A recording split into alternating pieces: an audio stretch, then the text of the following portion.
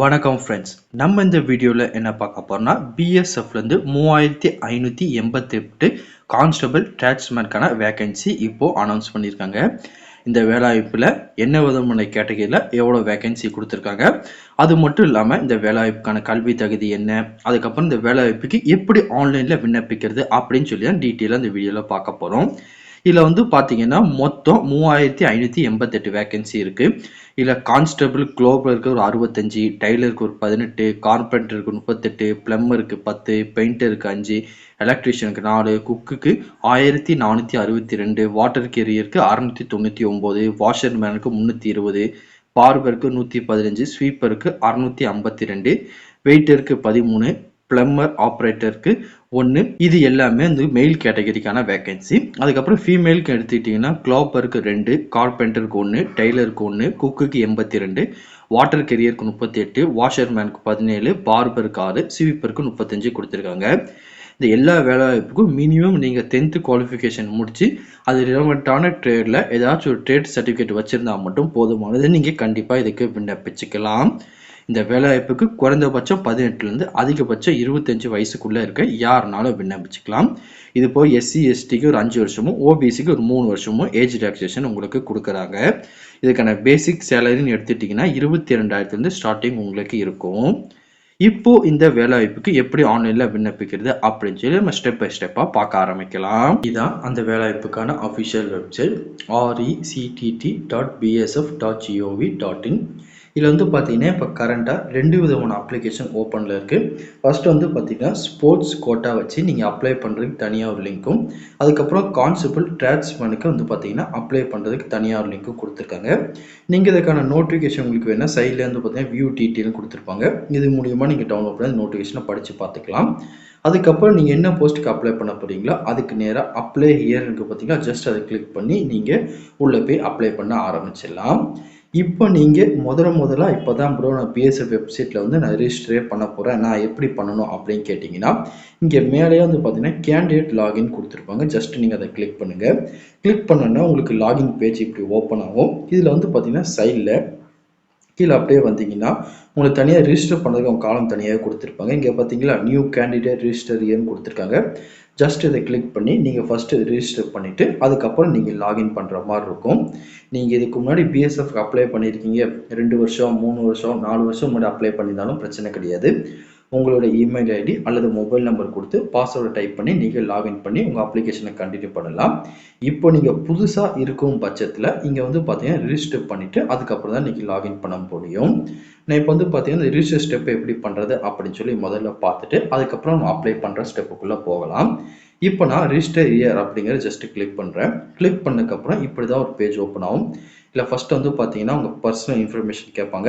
அதுக்கப்புறம் address detail, அதுக்கப்புறம் other detail, அதுக்கப்புறம் உங்கள் குவாலிஃபிகேஷன் டீட்டெயில், அதுக்கப்புறம் ஒர்க் எக்ஸ்பீரியன்ஸு, அதுக்கப்புறம் உங்கள் சர்டிஃபிகேட், அதுக்கப்புறம் டாக்குமெண்ட்டு, அதுக்கப்புறம் எல்லாமே ப்ரிவியூ கார்டு நீங்கள் சப்மிட் பண்ணுற மாதிரி இருக்கும். ஃபர்ஸ்ட் வந்து பார்த்தீங்கன்னா உங்கள் பர்சனல் இன்ஃபர்மேஷனில் உங்களோட மொபைல் நம்பர், உங்களோட இமெயில் ஐடி, அதுக்கப்புறம் உங்கள் நேம், இந்த 3 மட்டும்தான் உங்களுக்கு கேட்பாங்க. இந்த 3மே நீங்கள் கரெக்டாக இருக்க மாதிரி கொடுத்துருங்க. கொடுத்து முடிச்சுட்டு உங்கள் மொபைல் நம்பருக்கும் இமெயில் ஐடிக்கும் ஓடிபி அனுப்பி வெரிஃபை பண்ணிடுவாங்க. இது 2மே நீங்கள் ஃபஸ்ட்டு வெரிஃபை பண்ணி முடிச்சிருங்க. இப்போ எனக்கு என்னோட மொபைல் நம்பருக்கும் இமெயில் ஐடிக்கும் ஓடிபி சென்ட் பண்ணிட்டாங்க. இந்த 2மே டைப் பண்ணிட்டு சப்மிட்டுங்கிறத கொடுக்க போகிறேன். நீங்களும் இதே மாதிரி வந்து பார்த்தீங்கன்னா அதை சப்மிட் பண்ணிடுங்க.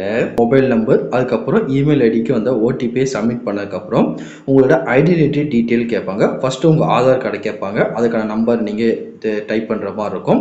அப்படி இல்லை நீங்கள் வேறு ஏதாச்சும் ஒரு ஐடென்டிட்டி கொடுக்குறீங்கன்னா அதோட டீட்டெயிலை கொடுத்துட்டு அதோட நம்பர் நீங்கள் கொடுக்குற மாதிரி இருக்கும்.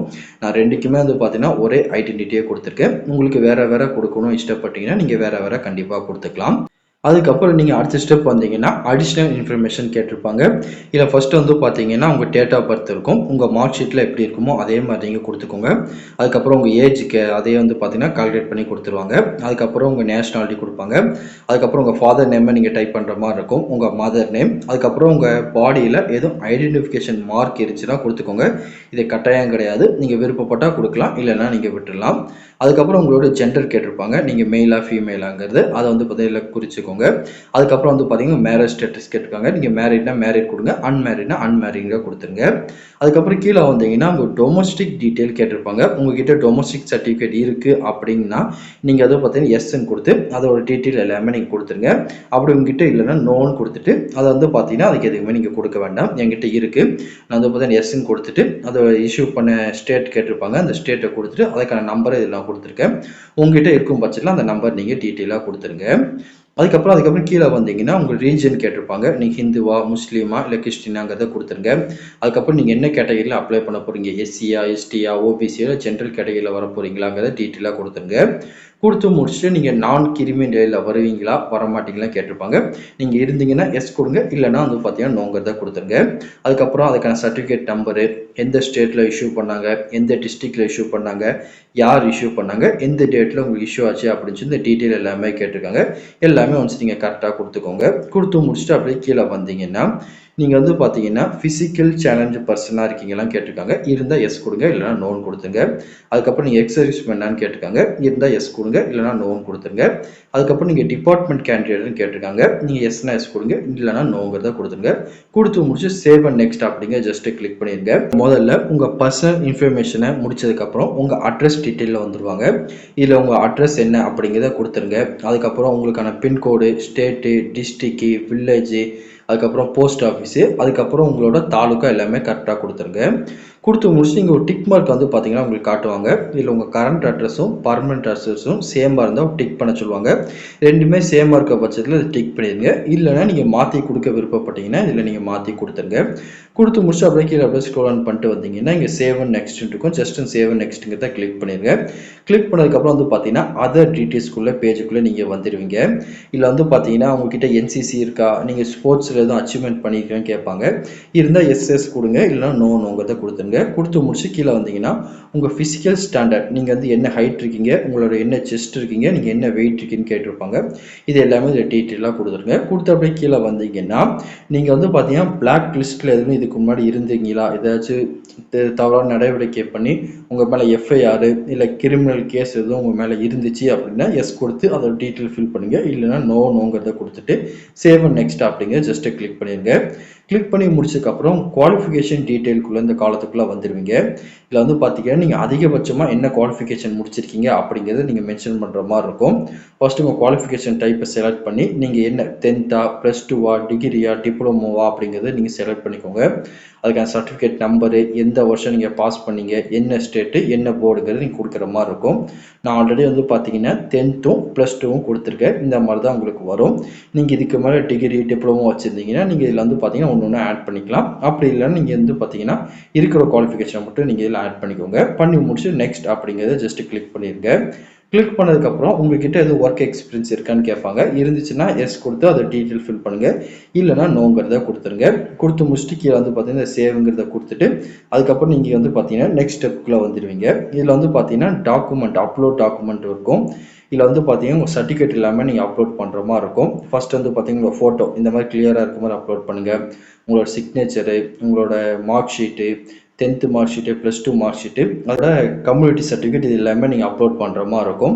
அப்லோட் பண்ணுற கேபி வந்து பார்த்தீங்கன்னா 30லேருந்து 100 கேபிக்குள்ளே இருக்கணும். ஃபோட்டோ சிக்னேச்சர் வந்து பார்த்தீங்கன்னா 20லேருந்து 50 கேபிக்குள்ளே இருக்கணும். மீதி எல்லாமே வந்து பார்த்தீங்கன்னா உங்களுக்கு இமேஜ் ஃபார்மேட்லையோ பிடிஎஃப் ஃபார்மேட்லையோ எதுனாலும் இருக்கலாம். உங்களுக்கு எது ஈஸியாக இருக்குமோ அந்த மாதிரி மெத்தடில் நீங்கள் ஏற்றிக்கோங்க. ஏற்றி முடிச்சு இந்த டிக் மார்க்கை டிக் பண்ணிட்டு நீங்கள் வந்து பார்த்தீங்கன்னா சேவ் அண்ட் நெக்ஸ்ட் அப்படிங்க ஜஸ்ட்டு கிளிக் பண்ணிடுங்க. கிளிக் பண்ணிங்கன்னா வந்து பார்த்தீங்கன்னா இங்கே சைடில் பாருங்கள் 100% கம்ப்ளீட்டட் வந்துருச்சு பார்த்தீங்களா உங்கள் ப்ரொஃபைல். இந்த மாதிரி உங்களோட ப்ரொஃபைல் 100% கம்ப்ளீட் ஆனால் தான் நீங்கள் அதுக்கு அடுத்து அப்ளை பண்ண முடியும். ஜஸ்ட் இந்த மாதிரி வந்துருச்சுன்னு செக் பண்ணி பார்த்துட்டு கீழே அப்படியே ஸ்க்ரோல் ஆன் பண்ணிட்டு வாங்க. கீழே அப்படியே வந்தீங்கன்னா சைடில் பாருங்கள் அப்ளை நியூ அட்வர்டைஸ்மெண்ட்டும் கொடுத்துருப்பாங்க. ஜஸ்ட் அதை நீங்கள் கிளிக் பண்ணுங்கள். கிளிக் பண்ணதுக்கப்புறம் கரண்ட்டாக என்னென்ன அப்ளிகேஷனில் ஓப்பன் இருக்கோ இதில் உங்களுக்கு காட்டுவாங்க. ஃபர்ஸ்ட் வந்து பார்த்தீங்கன்னா ஸ்போர்ட்ஸ் பர்சனுக்கு, ரெண்டாவது வந்து பார்த்தீங்கன்னா ஸ்போர்ட்ஸ் பர்சன் ஏதாவது கேண்டிடேட் அப்ளை பண்ணலாம். நான் வந்து பார்த்தீங்கன்னா கீழே இருக்க பார்த்தீங்களா இதுக்கு தான் அப்ளை பண்ண போகிறேன். அதுக்கு நேராக அப்ளை இயர்னு பார்த்தீங்கன்னா ஜஸ்ட் அதை கிளிக் பண்ணி நீங்கள் அப்ளை பண்ணுற பேஜுக்குள்ளே வந்துருங்க. அப்ளை கிளிக் பண்ணதுக்கப்புறம் இப்படி ஒரு காலம் உங்களுக்கு ஓப்பன் ஆகும். இல்லை ஃபர்ஸ்ட் எடுத்தோன்னே உங்கள் போஸ்ட்டை செலக்ட் பண்ண சொல்லுவாங்க. நீங்கள் என்ன போஸ்ட்டுக்கு அப்ளை பண்ண விரும்புங்களோ அந்த போஸ்ட்டை நீங்கள் செலக்ட் பண்ணிக்கோங்க. இதில் வந்து பார்த்தீங்கன்னா cook, water carrier, waiter, sweeper, barber, washerman, tailor, க்ளோப்பர்னு சொல்லி விதமான கேட்டகரியில் வேகன்சி கொடுத்துருக்காங்க. நீங்கள் என்ன போஸ்ட்டுக்கு அப்ளை பண்ண போகிறீங்களோ அதை ஃபஸ்ட்டு செலக்ட் பண்ணிக்கோங்க. நான் கான்ஸ்டபிள் குக்குங்கிறத செலக்ட் பண்ணியிருக்கேன். அதுக்கப்புறம் வந்து பார்த்தீங்கன்னா அதுக்கான குவாலிஃபிகேஷன் 10th அல்லது அதுக்கு ஈக்குவலாக ஏதாச்சும் படிச்சிருக்கணும். நீங்கள் படிச்சிருக்கீங்கன்னு கேட்காங்க. ஜஸ்ட் வந்து பார்த்தீங்கன்னா எஸ்ங்கிறத கொடுத்துருங்க. அதுக்கப்புறம் வந்து பார்த்தீங்கன்னா national silk qualification frame work NSQF level 1 சொல்லுவாங்க. இதுக்கான கோர்ஸ் சர்டிஃபிகேட் உங்கள்கிட்ட இருக்கான்னு கேட்டிருக்காங்க. அப்படி இல்லைன்னா வந்து பார்த்தீங்கன்னா நேஷனல் சில்க் டெவலப்மெண்ட் கார்பரேஷன் அல்லது வந்து பார்த்தீங்கன்னா institute of national recruitment development கார்பரேஷன்லேருந்து அதுக்கான சர்டிஃபிகேட் உங்கள்கிட்ட இருக்கான்னு கேட்டிருக்காங்க. ஜஸ்ட் வந்து பார்த்தீங்கன்னா உங்ககிட்ட இருந்துச்சா எஸ்ன்னு கொடுத்துருங்க. கொடுத்து முடிச்சுட்டு கீழே வந்தீங்கன்னா உங்கள் ஃபிசிக்கல் ஸ்டாண்டர்ட் வந்து பார்த்தீங்கன்னா ஜென்ரலாக இல்லை வேறு எதுவும் உங்களுக்கு சலுகை எதிர்பார்க்கீங்கன்னு கேட்பாங்க. உங்களுக்கு எதுவும் அந்த மாதிரி இருந்துச்சுன்னா நீங்கள் இதில் கொடுத்துக்கோங்க. இல்லைனா வந்து பார்த்தீங்கன்னா ஜென்ரல்ங்கிறத கிளிக் பண்ணிடுங்க. கிளிக் பண்ணிட்டு உங்களோட ஹைட்டு செஸ்ட் வெயிட் எல்லாமே கொடுத்துருப்பாங்க, செக் பண்ணிக்கோங்க. அதுக்கப்புறம் வந்து பார்த்தீங்கன்னா உங்களோட டொமஸ்டிக் சர்டிஃபிகேட்டை அப்லோட் பண்ண சொல்லுவாங்க. இதையும் நீங்கள் வந்து பார்த்தீங்கன்னா அப்லோட் பண்ணிக்கோங்க. உங்ககிட்ட வந்து பார்த்தீங்கன்னா இப்போ கரண்ட்டாக இல்லாட்டியும் பழைய டொமஸ்டிக் சர்டிஃபிகேட் இருந்தால் நீங்கள் அப்லோட் பண்ணிக்கலாம். ஒன்றுமே பிரச்சனை கிடையாது. ஜஸ்ட் அப்ளை பண்ணிட்டு சேவ் நெக்ஸ்ட் அப்படிங்கிறத ஜஸ்ட் கொடுத்துருங்க. அதுக்கப்புறம் உங்களுக்கு சென்டர் ப்ரிஃபரன்ஸ்க்கான காலம் ஓப்பன் பண்ணுவாங்க. இல்லை இன்றைக்கி டேட் அவங்களா கொடுத்துருவாங்க. அதுக்கப்புறம் உங்கள் பிளேஸை என்ட்ரி பண்ணுங்கள். அதுக்கப்புறம் உங்களுக்கு நியர்பை என்ன சென்டர் இருக்கோ அந்த சென்டரை செலக்ட் பண்ணிக்கோங்க.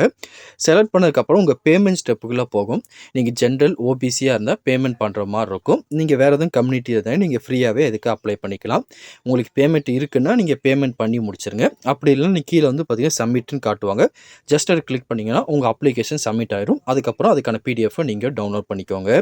இந்த மாதிரி ஈஸியாகவே BSF டிராட்ஸ்மேன் கான்ஸ்டபிளுக்கு நீங்கள் ஆன்லைனில் அப்ளை பண்ணிக்கலாம். மேலும் இதை பற்றி உங்களுக்கு எதுவும் டவுட் இருந்தாலும் கீழே கமெண்ட் செக்ஷனில் தெரிவிங்க. கண்டிப்பாக உங்களை நான் கிளியர் பண்ணி தரேன். இந்த பதிவு கண்டிப்பாக உங்களுக்கு பயனுள்ளதாக இருக்கும்னு நினைக்கிறேன். அடுத்த ஒரு வீடியோ சந்திக்கலாம்.